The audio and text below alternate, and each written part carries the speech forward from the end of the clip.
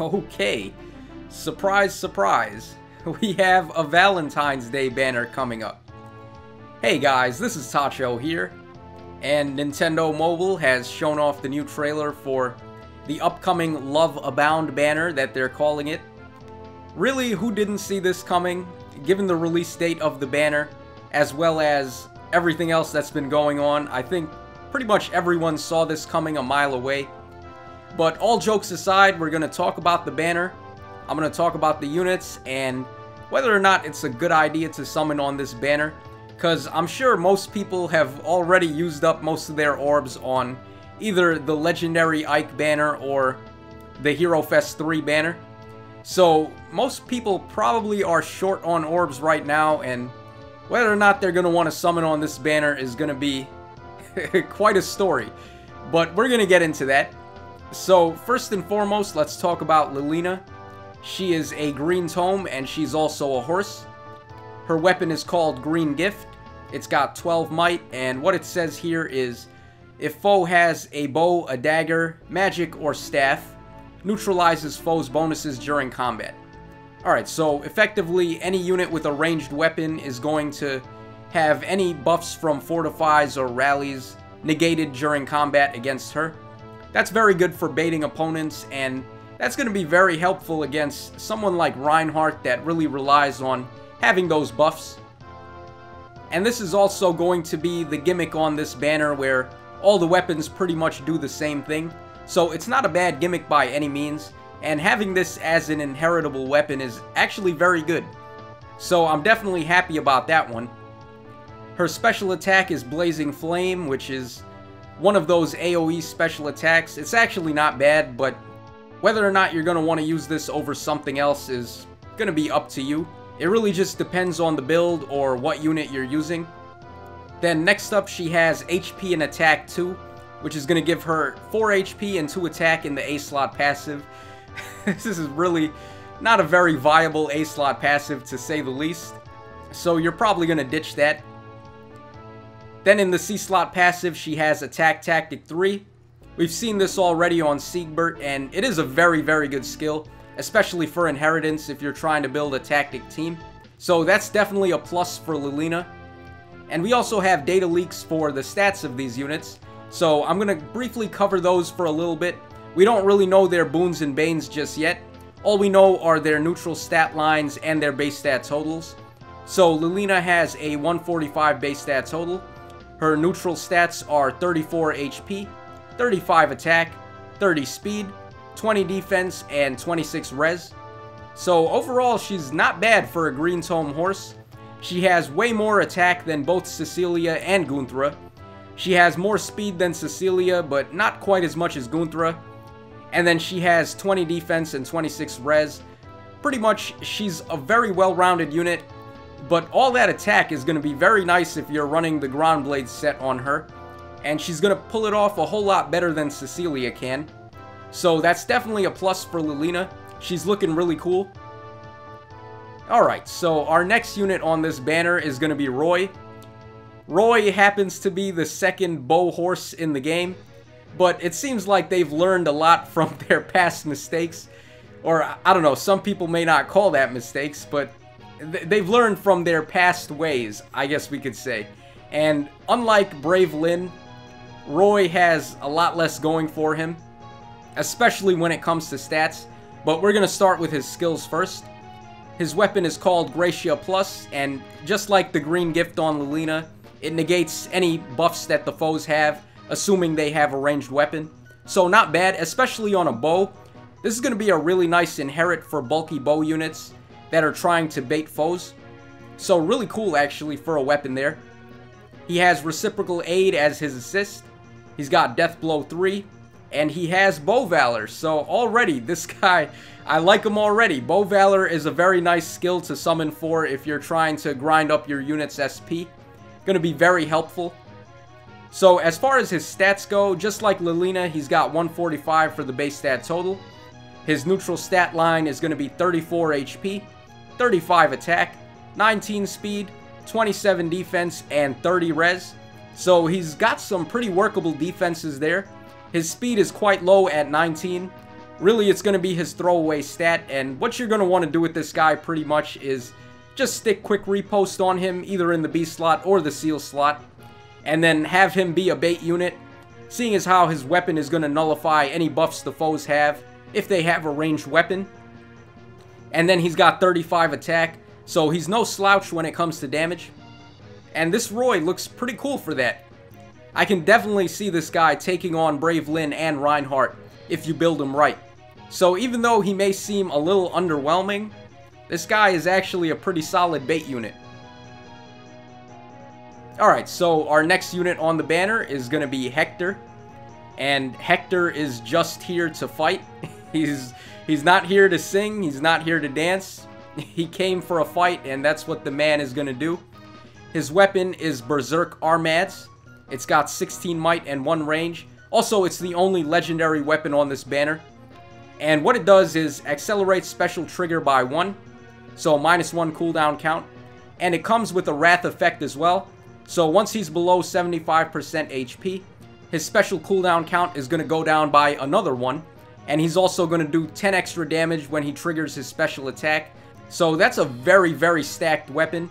Having Wrath with a killer effect is really good, man. That's insane. Imagine having Aether on this guy with stuff like Bold Fighter or Vengeful Fighter. He's going to be a monster. Like, this is probably the best unit on the banner overall, and I think most people will agree with that. But we're not really done here yet, so let's just keep going. He has Glimmer as his special attack. An interesting choice, seeing as how that's going to add a lot of damage with the Wrath effect on his weapon. I actually wonder if you can run Wrath on his B slot and have that stack with the Armads. I have no idea if that works, because obviously we've never been able to stack Wrath before. But that could be something pretty cool to mess around with. He has Distant Counter yet again in the A slot, making Hector the only unit in the game that can have Distant Counter for some reason. I would really love Distant Counter on another unit, just so that it's a little bit more accessible for summons. But having Distant Counter, of course, makes this guy an amazing summon regardless of whether or not you're going to use him or sacrifice him. And then in the B slot, he has Wary Fighter 3. So a pretty solid build. This guy looks really amazing. I don't think anyone's going to tell you different. As far as his stats go, his base stat total is 173, which is quite high. His neutral stats are 50 HP, 38 attack, 21 speed, 40 defense, and 24 res. Oh my god, yo. And here I thought Zelgius had defense. Like, wow, this guy's got 40 defense neutral. That is unbelievable. Like, straight up, that is really, really good. And with 50 HP, that's really crazy. This guy's gonna be a really good tank. But of course, his speed and his res stat are suffering just a little bit. Not that it's really a problem, but that is something to consider, I suppose. And then 38 attack is really monster. So he's going to be dishing out a lot of pain. Very, very good unit. And just like I said before, the man is just here to fight. And that is exactly what he's doing with this build. So pretty cool stuff. And our final unit on the banner is Lynn. Now Lynn is going to be our very first Blue Tome armored unit in the game. So already she's filling a unique role that nobody else can do. Her weapon is Blue Gift Plus, which does the exact same thing as Lalena's weapon. I'm not going to repeat myself on this one. She has Ardent Sacrifice as the assist. She's got Attack and Speed Bond 3 in the A slot passive. Wow. We finally have Attack and Speed Bond in the game. Obviously, this is a very good skill, and it's going to be very desirable on a lot of units because it pretty much just outclasses Swift Sparrow, seeing as how you're going to get the buffs on the enemy phase as well as your own phase. So yeah, not much else to say about Attack and Speed Bond. You all know it's going to be very good. She has Guard 3 in the B slot passive, which is going to help her bait units that are trying to build up to their special fast, such as Reinhardt and Brave Lynn. That's actually going to combo really nice with her weapon, where she's negating Reinhardt and Brave Lynn's stat buffs from the horse team. But she will need a little bit more extra investment to take them on safely, so keep that in mind. And finally, she has Armor March in the C slot. Really good skill. I don't think anything needs to be said about Armor March. So it's really nice that she's coming with that by default. And as far as her stat line goes, she's got 165 for the base stat total. Her neutral stats are 37 HP, 31 attack, 36 speed, 27 defense, and 34 res. So she's actually the fastest armor unit in the entire game, which is really awesome. And that's going to make her a pretty solid Blade Tome unit for the armor team. Her attack is low at 31, but not a big deal. And 27 defense and 34 res is pretty solid for a tanky unit. She's going to have a nice time baiting opponents, and especially on the armor team where you can run stuff like Fortify or Ward Armors to just augment her defenses even more. Her HP is a bit low though at 37, so it's going to be easy to ploy her. And if you are going to run the Blade Tome build on her, then be wary of that. But I would say a bait build would work just fine on her as well. So you don't need to jump right into the offensive stuff if you don't want to. So that's pretty much it for the banner. Also, we know that Eliwood is going to be a unit, and it looks like they're saving him up for the Tempest Trial prize. So I'll talk about him later. I just wanted to focus on the main banner units for now.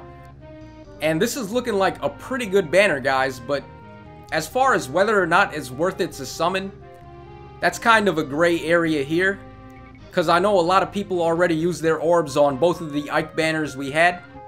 So you're probably going to be drawing at straws if you're trying to summon on this one. And if you're going for just Hector on this banner, it's going to be pretty tough to get him, since he shares the color with Lalena, and it's always hard to summon those green units when the green orbs rarely want to show up. So I would say proceed with caution if you're going to summon on this banner. Be aware of what you're getting yourself into before you decide to summon on this one. And if you don't have orbs right now, then don't worry about it too much, because there's going to be a couple of special events dropping very soon. We still have the daily maps going on, which feature all of the banners that we've seen in the past. So that's a lot of free-to-play orbs there that you can win. Also, Tap Battle Illusory Dungeon is going to be dropping tomorrow. So who knows how many orbs we'll be able to win from that. And since the banner is going to be around for a month, you're going to have quite a bit of time to summon on the banner. If you're just sticking to free-to-play orbs and you really don't want to spend any money, then don't worry too much, because there's still quite a bit of opportunities to win some orbs here, and the anniversary is still going on. So as always, guys, this is your boy Tacho signing out. Hope you guys enjoyed the video, and as always, cheers, have a great day, and I'll catch you guys in the next one.